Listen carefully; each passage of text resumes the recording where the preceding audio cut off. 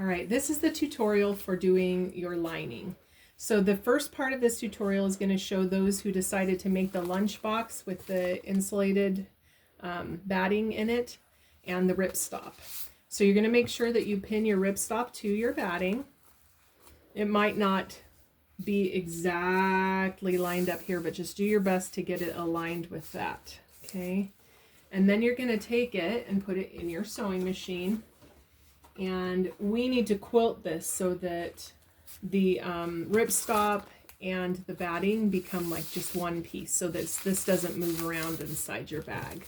So we're just going to quilt this, and we're going to do it free form here. I can go however, oops, I'm going to make sure it's on straight stitch.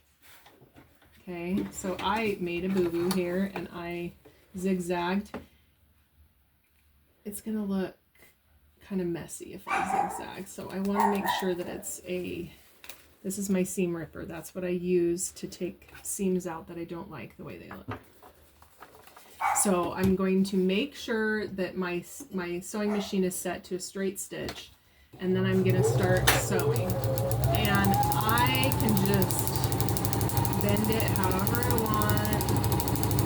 That's what I mean by this is what I mean by free sewing, is I'm just going to move it all over my piece here to kind of quilt it, so I can turn it back around on itself.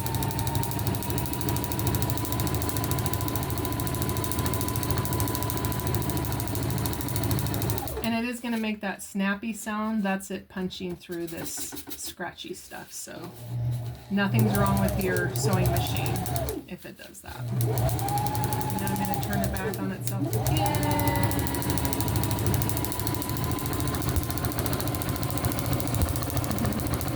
And you're just going to keep doing that until you've quilted. You're just going to keep doing this until you've quilted the whole piece so that it doesn't move around. You can take the pins out if you want to as you kind of come to, you can take your pins out as you kind of come to the edges here.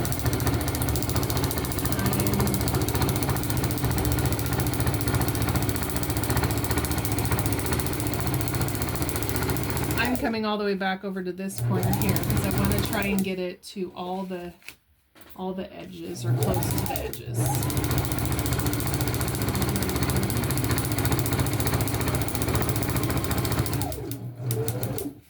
Now I wanted my thread to show up on this so that you guys could see it on here, but you can match your thread to your lining if you don't want it to be as obvious. Now I want to turn this, so the way you can turn your project without going crazy here is to put your needle down, lift up this little foot back here in the back so that your presser foot's lifted. And then I'm just going to pivot my project, and that needle just keeps it right there, right? But now I've turned it again. I'm going to set my presser foot back down.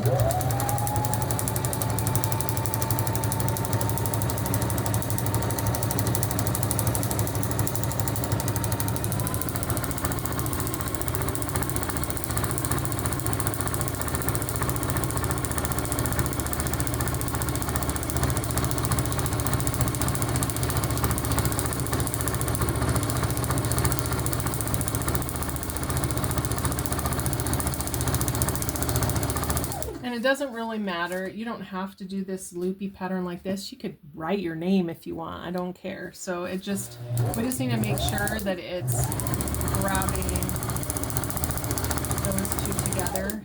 You could also, if you want to, go across the path you've already done.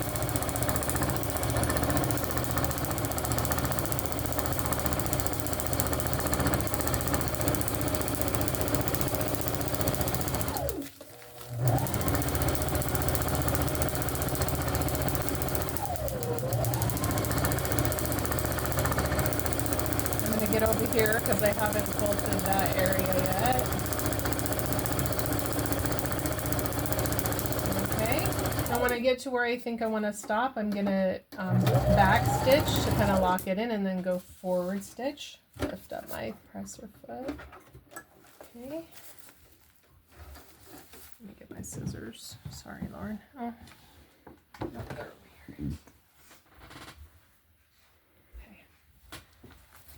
Okay, so you're going to do that for both pieces of your lining. Okay, if you've got the ripstop and the batting. If you don't have that,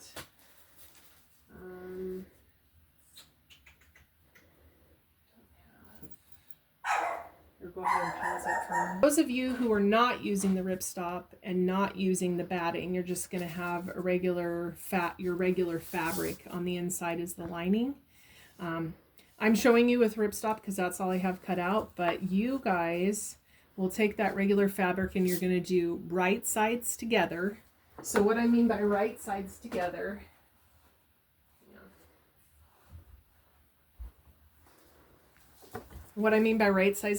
is the side that has the pattern more prominent. So I've got a side that has it less prominent and a side that has the design more prominent. I'm going to put both of those together like this with my lining, okay? And then I'm going to take it and I'm going to set it in my machine with my presser foot lined up against that edge right there, okay?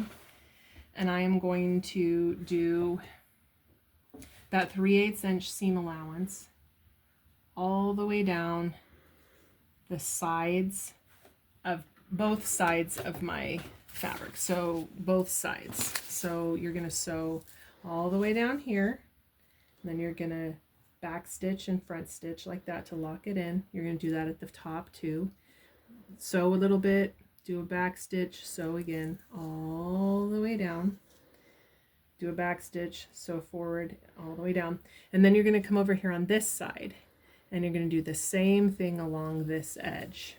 Now this is important. You do not sew down here, okay? Because we gotta put our fin, our tail fin, back here, okay?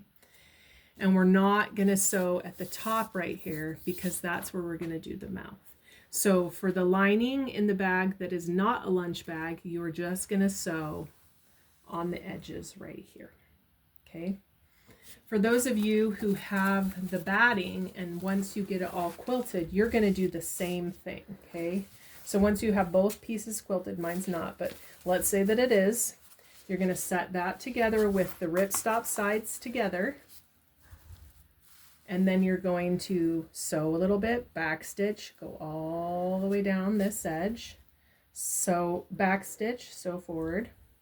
Okay, and then you're going to skip this part, sew a little bit, back stitch, go forward, go all the way around, and then back stitch and go forward, okay? Once you're done, then you'll turn this right side out, okay? Actually, no, you won't. Don't turn it right side out. We're going to leave it like that, okay? All right, so that is the tutorial for your lining.